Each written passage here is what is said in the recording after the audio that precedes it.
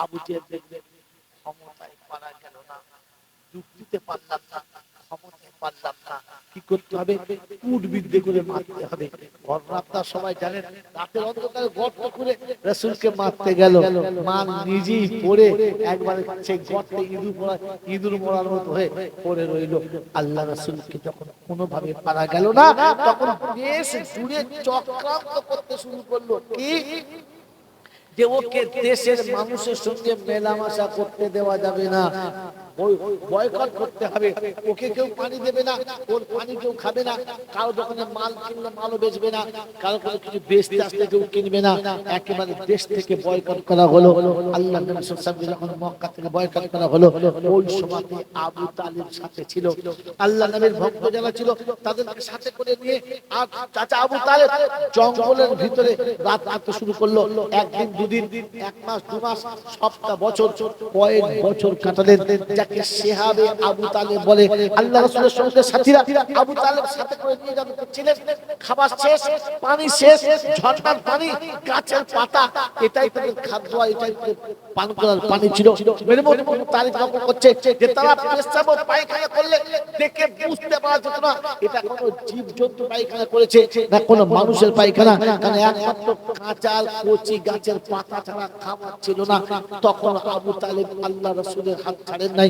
মেরে মতো আল্লাহ ওয়ালা ভাইরা, কেন জন্য সুধী মৌসা আমার সোনামণি মায়েরা বোনেরা, আল্লাহ পাক রব্বুল আলামিন ওই আবু জেহেলের বাঁধানো যে সমস্ত ছিল কি বলে আপনার নোটিশ ছিল, সমস্ত নোটিশগুলোকে উই পোকাতে খেয়ে দিলে।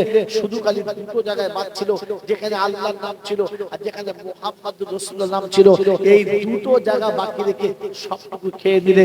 মক্কার মানুষ দেখলেন না, একে এমনি করে হারানো যাবে না, থাকলে আল্লাহ থাকবে, থাকলে মুহাম্মদ রাসূলুল্লাহ থাকবে, আবু জেহেল থাকবে না। মেরে মতো এই রকম প্রতিপক্ষের সঙ্গে গোটা জীবনটা লড়াই করেছে। আল্লাহ রাসূলকে কখনো কোল থেকে একবার নামালেন না।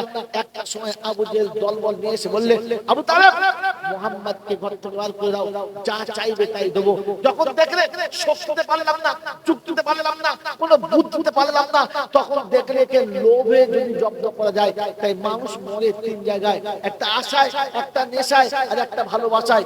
তিনটে জায়গাতে মানুষ মার খেয়ে যায়। এই তিন জায়গাতে জিতেছে যারা, দুনিয়াতে কামিয়াব তারা, আখিরাতে কামিয়াব তারা।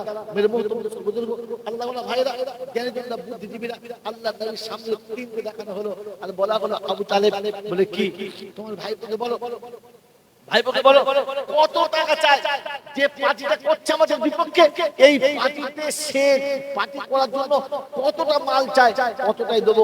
বললে আর কি? বললে যদি কোনো সুন্দরীকে বিয়ে করতে চায় তো বলুক না কাদের বাড়িতে আছে, তুলে এনে বিয়ে দিয়ে দেবো। আর যদি কোনো আসন পেতে চায়, মন্ত্রী, মিনিস্টার, ব্যারিস্টার কিছু একটা হতে চায়, তো কোন আসনটা পেতে চায়, কোন আসনে বসতে চায়, কোন চেয়ারটা পেতে চায়, ওই চেয়ারে তাকে বসিয়ে দিচ্ছি, সে কোন ছেড়ে দেয়। বললে তার কন্ডিশন কি? এর বিপক্ষে তাকে করতে হবে, এর বিপক্ষে তাকে করতে হবে, বলে কিচ্ছু করতে হবে না, এর বিনিময়ে তাকে কিচ্ছু করতে হবে না, খালি এতটুকু করবে লা ইলাহা ইল্লাল্লাহ মুহাম্মাদুর রাসূলুল্লাহ, এই দাওয়াতটা ছেড়ে দেবে, এই তাবলীগটা বন্ধ করে দেবে, এই তাবলীগটা চালাবে না।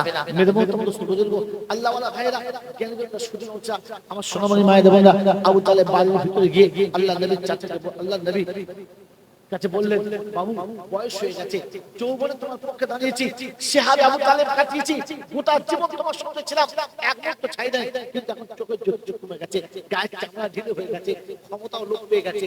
এই মুহূর্তে ওরা এইভাবে এসছে, তিনটে অফার তোমাকে দিচ্ছে, কোনটা নেবে তুমি বলো? তিনটে দিলে তিনটেই দেবে, আর যেখানে একটা চাইলে একটা দেবে, তুমি বিনিময়ে খালি পরিমাণ দাওয়াতটা ছেড়ে দেবে। আল্লাহ নবী সাল্লাল্লাহু আলাইহি চাচা এই কথা শোনাচ্ছিলেন, আল্লাহ খুব ভিড় বেঁধে শুনলেন, মনটা নরম হয়ে গেল, চোখ দুটো পানিতে ছলছল করে গেল। আর কাছে গিয়ে বললেন, চাচা জন্মের আগে জন্মদাতা চলে গেছে, তাতে কিছু হয় নাই, জ্ঞান হওয়ার আগে গর্ভধারী চলে গেছে, তাতে কিচ্ছু হয় নাই। এরপরে দাদুর কাছে এসেছি, সোজা হয়ে দাঁড়াবার আগে দাদু চলে গেছে, তারপর আপনার কোনে ঠাঁই পেয়েছি, কেউ কোনোভাবে আমাকে কিছু করতে পারে নাই। আর যদি আপনি আমাকে এই বয়সে ছেড়ে দেন, আমি একাই চলে যাব।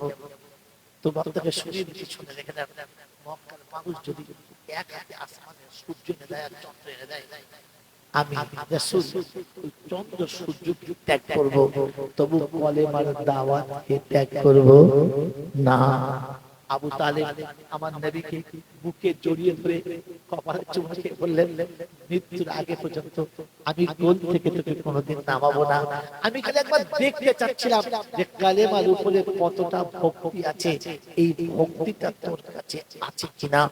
সে যে আল্লাহ বলেছিলেন, ও যে বাংলার মানুষের একটা গান শোনা নাই, যদি তোর ডাক শুনে কেউ না আসে তবে একলা চলো রে। ইসলামের এখান থেকে ধার করা। বিশ্ববিশ্ব বলেছিলেন, পৃথিবীর কোন মানুষ যদি আমার ডাকে একজন সাড়া না দেয় তবে আমি একাই কালেমার দাওয়াত দিয়ে চলে যাব, কাউকে পরোয়া করি না। চাচা আপনি কোল থেকে নামিয়ে দেন, বাপ অনেক আগে নামিয়ে দিয়ে চলে গেছে, মা অনেক আগে নামিয়ে দিয়ে চলে গেছে, দাদু অনেক আগে নামিয়ে দিয়ে চলে গেছে, আজ আপনি আমাকে নামিয়ে দেন, আমি একা কালেমার দাওয়াত নিয়ে মক্কার জমিনে চলবো, তবু কালেমা থেকে সরে যাব না। আল্লাহ নবীর চাচা আবু তালেব সাহেব দরজার কাছে পা দিয়ে বলেছিল, এই আবু জেহেল তোর দলবলকে বলে দে আমি আবু তালেব এখনো বেঁচে আছি, শুনে রেখে দে, আমি বেঁচে থাকতে আমার ভাই গায়ে চুলের আঁচড় লাগলে তাহলে আমি আবু তালেব তাকে পৃথিবীর আলো বাতাসে থাকতে দেবো না। যদি কেউ আমার ভাই বোনকে আঙুল তোলে তুই শুনে রেখে দে, হাত ফিরে হয়তো চলে যাবে, ওই আঙুলটা ফিরে আর কোনোদিন সে পাবে না, ওই আঙুলটা ওখানে রেখে দিয়ে তাকে যেতে হবে। আবু তালেব এই কথা শুনে আবু জেহেল দল দলে ফিরে এসেছেন। আমার আল্লাহর ভাইরা, কতটা ভালোবাসা থাকলে তবে এত দূর পর্যন্ত আগাতে যায়। গোটা দেশের দিকে একা একদিকে এত বড় ভালোবাসার নমুনা এই চাচাদের পৃথিবী ছেড়ে চলে যাচ্ছে। এই পাঁচ চাচা পৃথিবী ছেড়ে যেদিন চলে যাচ্ছে, আল্লাহ রাসূল একদম কাছে রয়েছে আর গায়ে হাত রেখে বলেছে, চাচা চাচা আমি যে কলেমাটা বিশ্ববাসীকে শোনাচ্ছি, এই কলেমাটা সত্য না। আল্লাহ রাসূলের চাচা আবু তালেব বলেছিলেন, আসমান জমিন যত সত্য, তোর কলেমা তার থেকে বেশি সত্য। বলে চাচা তুমি জানো? বললে হ্যাঁ। আমি যে নবী বলে দাবি করছি, নবুয়ত দাবি করছি, এটা কেমন, এটা সত্য না? তো বললেন, চন্দ্র সূর্য যত উজ্জ্বল, তোর নবুয়ত তার থেকে বেশি উজ্জ্বল, এটা আমি বিশ্বাস করি। আমার আল্লাহর ভাইরা, আল্লাহ রাসূল বললেন, চাচা যদি বিশ্বাস করেন আমি নবী সত্য, যদি সত্যি জানেন যে কলেমা সত্য, তাহলে একবার তো কলেমাটা পড়ে দেন। আমি চাচা আপনার জন্য কিয়ামতের ময়দানে একাই সাক্ষী দেব যে আমার চাচা কলেমা পড়েছে, আমি জানি। একবার আমার কানে কানে বলে, কোনো মতে বলছেন না, চুপ করে আছেন। যতবার বলে চাচা পড়ে, চুপ করে আছেন। বারবার বলার পরে বললেন, আমার একটু অসুবিধা আছে, আমার একটু যদি বলেন অসুবিধা আছে। কি অসুবিধা? আমি যদি কলেমা পড়ি লোকে কি বলবে, লোকে কি বলবে, লোকে খারাপ চোখে তাকাবে, লোকে খারাপ ধারণা করবে, তাই কলেমা পড়তে পারলাম না। এমন অবস্থায় আল্লাহ পাক শুনিয়ে দিলেন, ইন্নাকা লা তাহদি মান আহবাবতা ওয়ালাকিন্নাল্লাহ ইয়াহদি মান ইয়াশা। আল্লাহ পাক রব্বুল আলামিন, হাবিব তুমি চাইলে হবে না, কারণ যার জন্য চাইছো সে তো নিজেই চায় না, যার জন্য তুমি চাইছো সে তো নিজেই চায় না। অতএব তুমি চাইলে হবে, এই শব্দ নোট করবে, তুমি চাইলে হবে না, কারণ যার জন্য তুমি চাইছো সে তো নিজেই চাইছে না। তারা কোনো সুযোগ আছে, এত জিনিস এত বোঝার পরে, এত দেখার পরে শোনাচ্ছে আমার একটু অসুবিধা আছে। আমার আল্লাহওয়ালা ভাইরা, আল্লাহ নবী দুনিয়া ছেড়ে এই অবস্থায় চলে গেলেন। আল্লাহ রাসূল সাল্লাল্লাহু আলাইহি ওয়াসাল্লাম নিজে হাতে কোলে করে কবরে শোয়ার জায়গা করছেন। মা তারাকতু বিসাবিলি, মা তারাকতু সাবিলি, আম্মি আম্মি মা তারাকতু বিসাবিলি। ওগো চাচা, আপনি আমার জন্য কোনো রাস্তা রেখে গেলেন না যে আমি আপনার জন্য দুটো হাত তুলবো, কারণ আপনি আমার সেই হাত তোলার জায়গাটা বন্ধ করে দিয়ে চলে গেলেন। আমার বন্ধুরা, আমার আল্লাহওয়ালা ভাইরা, জ্ঞানীজনরা, আমার সোনামণি মায়েরা বোনেরা, আমাকে ক্ষমা করবেন। যদি বুঝতে পারেন তো তবে ভাগ্যবান, আর যদি বুঝতে না পারেন তো তাহলে ওটা আপনার আমার অপমান, আর কিছু বলার তো জায়গা রইল না। বন্ধু আমার আল্লাহওয়ালা ভাইরা, আল্লাহ নবী চাচাকে দাফন করে চলে এলেন, বললেন, মা তারাকতু বিসাবিল, আমার জন্য কোনো রাস্তায় রেখে গেলেন না যে আমি দোয়া করি, কারণ আপনার কলেমা পড়তে অসুবিধা আছে। মেরে মতো আল্লাহ পাক শোনাচ্ছেন, এই চাচা যার সঙ্গে রাসূলের রক্তের সম্পর্ক আছে, যার সঙ্গে রাসূলের বংশের সম্পর্ক আছে, যার সঙ্গে রাসূলের একেবারে শিশুকাল থেকে শেষ জীবন পর্যন্ত সম্পর্ক আছে, এই চাচার ভালোবাসা জাহান্নামের আগুন থেকে বাঁচাতে পারলো? যদি বলেন পারলো না। কারণ কারণ কারণ একটাই, যে এখনো অসুবিধা, যদি বলেন অসুবিধা আছে। ওই মুসলমানের ছেলে, আমি আর আপনি শুনে রেখে দিই, আমি কোন দলে? আবু বকরের দলে না আবু বকর সিদ্দিকের দলে না আবু তালেবের দলে?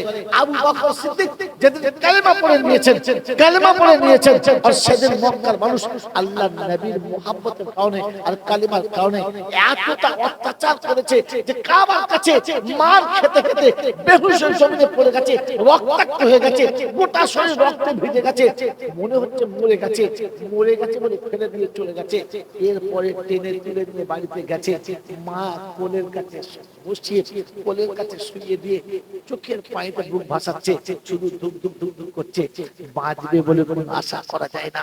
সারা দিন চলে গেছে। সন্ধ্যা একেবারে শুরুতেই আবু বকর সিদ্দিকের চোখ দুটো খুলেছে, যেমনি চোখ দুটো খুলেছে চোখটা খুলেই বলেছে, মা আমার রাসূল কেমন আছে, আমার রাসূল কেমন আছে। আবু বকর সিদ্দিকের মা বলে, ভুলে যাচ্ছি মুহাম্মাদের কথা, যাকে ভালোবাসতে গিয়ে, যাকে কলমা পড়তে গিয়ে রক্তাক্ত হলি, বেহুশ হলি, সারা দিন ধুলোতে পড়ে রইলি, তোকে তুলে নেবার কেউ ছিল না, তোকে কোলে নেবার কেউ ছিল না, তোর আহা বলার কেউ ছিল না। আবার সেই মুহাম্মাদের কথা বললে, হ্যাঁ বলো না মা। ওই সময় আবু বকরের মা কোলে মাথাটা তুলে নিয়ে আঁচল দিয়ে মুখটা মুছে দিয়ে, আঁচল দিয়ে গায়ে রক্ত মুছে দিয়ে কোলের কাছে তুলে দিয়েছে, চোখে পানি টক টক টক টক করে পড়ছে। বলছে, আবু বকর খিদে লেগেছে বাবা, সারাদিন কিছু খাস নাই, রাতে কখন খেয়েছিলিস জানি না, সকালে কিছু না খেয়ে গেলি আর এরকম বিপদের মুখে পড়লি, কিছু খাস নাই, কিছু খাবি বাবা? আল্লাহ নবীর আশিক, আল্লাহ নবীর প্রেমিক আবু বকর সিদ্দিক সেদিন বলেছিলেন, মা আমার রাসূল খেয়েছে, আমার রাসূল খেয়েছে, যদি রাসূল না খেয়ে থাকে তাহলে আমি এখনো খাবো না, যদি মুহাম্মদ রাসূলুল্লাহ খেয়ে থাকে তাহলে আমি খাবো। আমার বন্ধুরা, আমার আল্লাহওয়ালা ভাইরা, আমার গায়ে শুধু নৌসা প্রেমিক দুটো না, ওদিকে আবু তালেব, এদিকে আবু বকর। আবু বকর কলেমা পড়ার পরে আল্লাহ রাসূলের প্রেমে ডুবেছেন, আর আবু তালেব কলেমা ছেড়ে প্রেমে ডুবেছেন।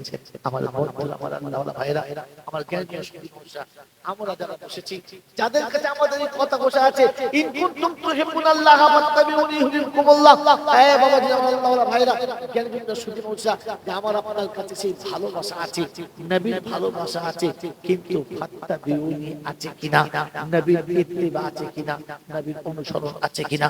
আমার আল্লাহওয়ালা ভাইরা, জ্ঞানীরা শুধু বলছে জলসা হবে, ওলামাদের সঙ্গে ভালো ব্যবহার হবে, ওলামাদের সঙ্গে ভালো সম্পর্ক হবে, ওলামারা এসে দামি দামি কথা বলবে, শুনবো, ইমান কাজা করব, সব ঠিক আছে। বলেন আমরা রাসূলকে ভালোবাসি? একজন হাত তুলে যে হ্যাঁ ভালোবাসি, যদি বলেন ভালোবাসি, আমরা রাসূলকে ভালোবাসি, আলহামদুলিল্লাহ আলহামদুলিল্লাহ। আবু বকরের মতো না আবু তালেবের মতো? আবু বকরের মতো, হ্যাঁ না বলেন, যদি বলেন। আজ মুসলমানের ছেলে নবীর কথা শুনলে লাফিয়ে ওঠে, মুহাব্বতে খুব চিৎকার করে, বলে বাবা আমাকে তাই রাখো, বলে এখন একটু অসুবিধা আছে, এখন একটু, জোরে বলে অসুবিধা আছে, বলে বাবা মাথায় টুপিটা দিয়ে পথ চলো, টুপিটা মাথায় রাখো। এই যে যতগুলো মাথায় টুপি দিয়ে বসে আছে, কাল সকালবেলা টুপিটা থাকবে তো?